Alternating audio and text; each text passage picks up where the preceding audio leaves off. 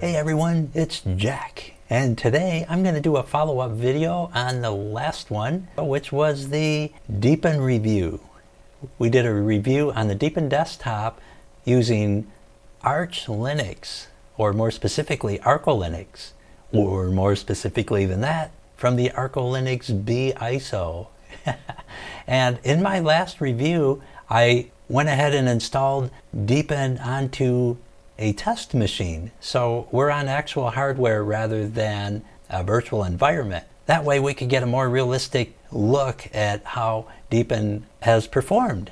And so anyways, in my last video, I was pretty happy overall with the Deepin Desktop, except I did mention one thing where there seemed to be an issue with the taskbar on the bottom. And when you first booted into Deepin, you couldn't launch anything from the taskbar for like the first 15 or 20 seconds. It was all kind of delayed. And in response to that, the developers of ArcoLinux had responded and they had enlightened me on what the issue is. So I thought that was very cool. And so here, as you can see in the comment regarding the remark of the slow loading of the system panel at the right bottom and its icons, all we did was follow ArchLinux in this sudo pacman-s deepin-extra. The standard way to install it, so it says on the Arch wiki. That makes total sense. I mean, I would really kind of expect the Arco people to just kind of follow the Arch method according to the wiki. So yeah, that is totally logical. That's one of the things I like about Arco, is that they're very Arch-centric distro without a whole lot of messing with it. And I like that. So anyways, it goes on to say, an ArchLinux user made us smarter. Now I really like that line right there. An ArchLinux user made us smarter. That tells me that their developers listen to the end users. And I think that's a huge plus. I really like that they said that. So it goes on to say you can install Deepin kwin and reboot, and there is no waiting time. If you can test this on your side, it's on our to-do list if we can build Deepin next time with Deepin kwin and diverge from the ArchLinux package list. So I went ahead and tried that because why wouldn't I, right? Yes, so I went ahead and I installed Deepin kwin. And here's the result. Okay, so here I am on my desktop, and I went ahead and already installed it, and I got to tell you what, it worked beautifully. And not only that, but it also made me realize that there was a couple things that I missed on the last review as a result of this. So let me just go over that real quick. I'm going to go ahead and bring up the terminal real quick. So I'm just going to jump in here, and I'm going to make this like big because I really like this. And anyways, I'm just gonna bring up the terminal. I went ahead and typed in the sudo pacman-s deepin-kwin and installed the Deepin kwin package. So when I did that, of course I put in my password and I went ahead and did the install. Of course right now it's already installed, obviously, so I don't need to do it again. It was a very simple install. It just took a second to get that installed. Then I rebooted my computer and panel down here came alive immediately. So I thought that was wonderful and very snappy, very responsive, really fantastic.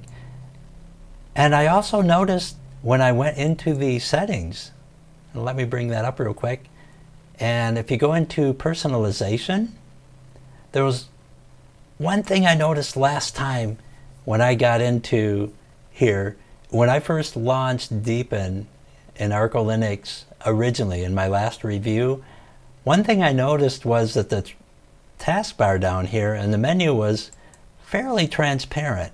Right now it's more opaque, but especially when I had it down in this mode here, it was very transparent looking. And the menu bar was more transparent as well compared to the original Debian official release. And so I thought that was a little odd. You know, I thought, wow, you know, this is a lot more transparent. And for some reason, the light didn't go on. It didn't ding that I couldn't adjust that transparency. I just kind of was like, okay.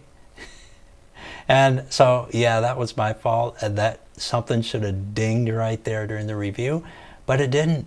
And then after I had already published the video, I realized that when you go into personalization, what was missing was this transparency here and window effect. So we didn't have that before we installed the Deepin kwin option. So in the original distro, I'll just bump this opacity up here. In the original distro, the bottom taskbar here was a lot more opaque. It was more like this, kind of, I would say right in here somewhere. And so we had a more opaque background to this. So that kind of explained to me right away why we had that extra transparency in the Arco distro as it was. That was because we were missing the Deepin kwin package, which, you know, kwin has been integrated in with Deepin, so it's totally logical. And also, our scaling here, I believe this was missing as well. Our window minimizing. So nice. And we also have our rounded corner adjustment here. So we can go ahead and set our rounded corners. So if I put it at medium, our rounded corners are a little less pronounced. And of course, down here at small, they're a lot more square. So we got all this back. So that's huge. The whole Deepin kwin, that was the missing piece of the puzzle. That was the changer right there. Yes, the developers at Arcolinux will be incorporating that, it appears, in their upcoming release of their Deepin Desktop. So I think that's more than impressive. I love their response. You guys at Arcolinux are top-notch. I couldn't be more impressed with that response. And it really did, yeah, it solved the whole thing. I've been kind of playing with this desktop since installing Deepin kwin, and maybe it's my imagination, I don't know, but it seems to be a lot more responsive now. It just works wonderfully and quite flawless. So I'm going to continue playing on this test machine, and I'm going to keep the Deepin on here and just go with it for a while. From what I'm seeing right now, it just seems to be steady as a rock and somehow even more responsive than it was before.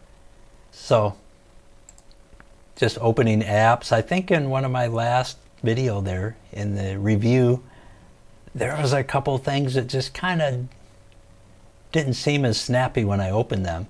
And now it just seems to be really nice. I'll just open up Kdenlive real quick.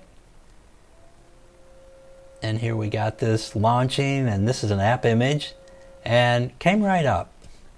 Just excellent. I mean, it opens just as fast as if I was in an XFCE environment. Now, I would do the HTOP, but, you know, I got OBS Studio running in the background here, so there's nothing real accurate here. We would have to subtract a couple gigs. All I can tell you is when I boot in fresh, from a fresh boot up without anything running in the background, this idles right around 1 gig. It kind of bounces between 990 and 1.06 gigs on the RAM memory there. So not bad. Given all what you have in Deepin, Deepin uses some resources. However, you know, now that Deepin has kind of integrated the kwin and gone that route, I think you're going to find out that Deepin is going to be a lot more resource friendly in the future too.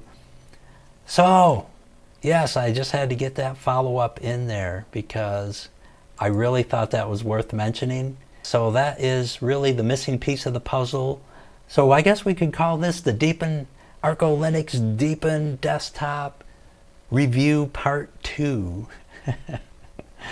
And in my review Part 2, it goes now from a thumbs up to a double thumbs up.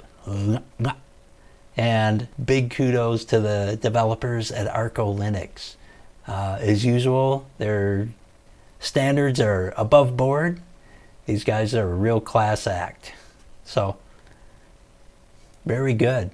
So there you have it, a short and sweet follow-up to my last review. And if you found this helpful, don't forget to hit that thumbs up and hit subscribe. Thanks again for watching. We'll see you next time.